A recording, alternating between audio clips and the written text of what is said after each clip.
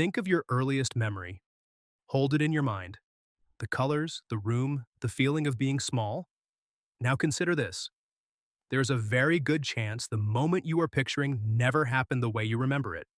And the first few years of your life, years packed with discovery and terror and wonder, have been erased so completely that no effort will ever bring them back. You learned to walk, you don't remember it. You learned an entire language from nothing. You don't remember a single lesson. Somewhere in those early years, you felt the most intense emotions a human being is capable of, and almost none of it survives. We have a name for this. It is called infantile amnesia, and it is one of the strangest things about being human. Here is what makes it strange. It is not that nothing happened. An enormous amount happened. The problem is the off switch. The man who first put a name to this was Sigmund Freud, back in 1899. He noticed that his patients could rarely recall anything before the age of 6 or 7, and he found it bizarre that the most formative years of a life left almost no trace. Freud being Freud, he assumed the memories were being repressed, hidden away on purpose because they were too charged to face. He was wrong about the why, but he was right that something extraordinary was being hidden. For most of the last century, the explanation seemed obvious. A baby's brain is unfinished. The hippocampus, the small seahorse-shaped structure that stitches experiences into lasting memories, is still under construction. No finished hippocampus, no memories. Case closed. Except it isn't closed, because babies clearly do remember. A psychologist named Carolyn Rovee-Collier proved it with a ribbon and a mobile. She tied a baby's ankle to a hanging mobile, and the baby quickly learned that a kick set the toys spinning. Days later, shown the same mobile, the baby kicked again, instantly, before any toy had moved. The memory was there. A 6-month-old can hold it for days.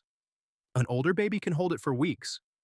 A toddler recognizes faces, learns words, knows exactly which cupboard the snacks live in. The machinery is running, and it is running well. So why does the record vanish?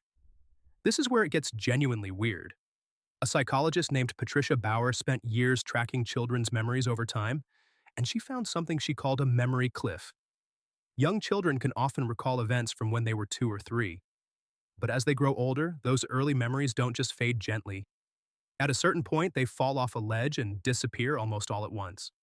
The memories are formed. Then, years later, they are quietly deleted. So, what is doing the deleting?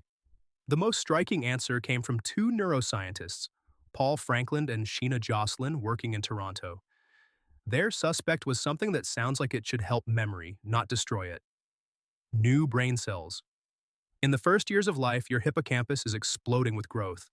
It is generating new neurons at a furious rate, wiring itself into the most powerful learning machine it will ever be. And here's the twist.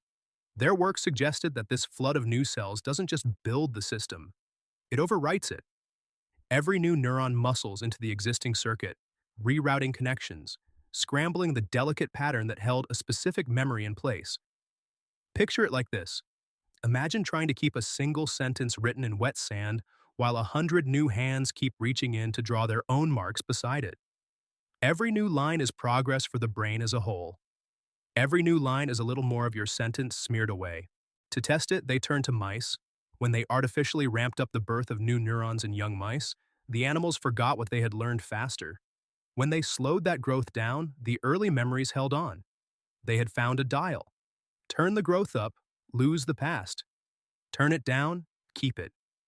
Think about what that means for you.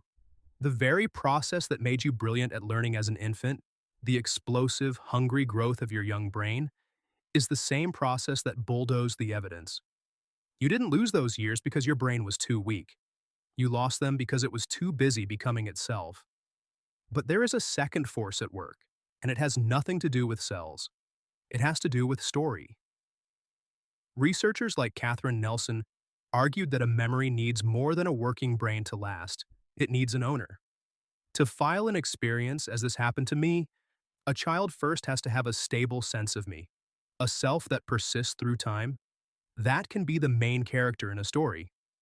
That sense of self doesn't fully arrive until around age 3 or 4.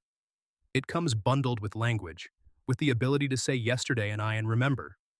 Before that, things happened. but there was no narrator to write them down. The psychologist Chi Wang found a clue hidden inside culture. Comparing adults across different countries, she saw that people raised in families that talked often and richly about the past tended to have earlier first memories than those raised in cultures that emphasize the group over the individual self. The age your memory begins isn't fixed by biology alone. It is shaped in part by how much your world taught you to tell your own story. So which is it? Overwritten cells or a missing narrator? The honest answer is both. And that is not the end of the strangeness. Because in 2025, a team led by the neuroscientist Nick Turk-Brown at Yale did something that had barely been possible before. They placed awake infants inside a brain scanner and watched the hippocampus while the babies looked at new images. And the hippocampus lit up. The babies were encoding memories, laying them down in the very structure everyone had assumed was too immature to do the job. Sit with that. The memories may not be gone at all. They may have been written, stored, and then sealed behind a door your adult mind has simply lost the key to. Not erased, locked. Somewhere in the architecture of your brain, there may be a faint trace of the first time you saw your mother's face. The first time the world made sense. A whole hidden country, mapped and filed, that you will spend your entire life unable to visit. And this still touches you every single day. The person you are now, your fears, your comfort foods, the way you flinch or the way you soften, was largely assembled in those vanished years. You are, in a very real sense, the finished sculpture of a process you never got to watch. You remember none of the carving. You only ever meet the statue. So go back to that earliest memory, the one you were holding in your mind a few minutes ago. It is not the beginning of you. It is only the first thing that survived. Behind it stands a silent, invisible childhood, the strangest and most important story you will never be told. If this broke something in your brain, there's more where that came from. Hit subscribe and I'll keep breaking things.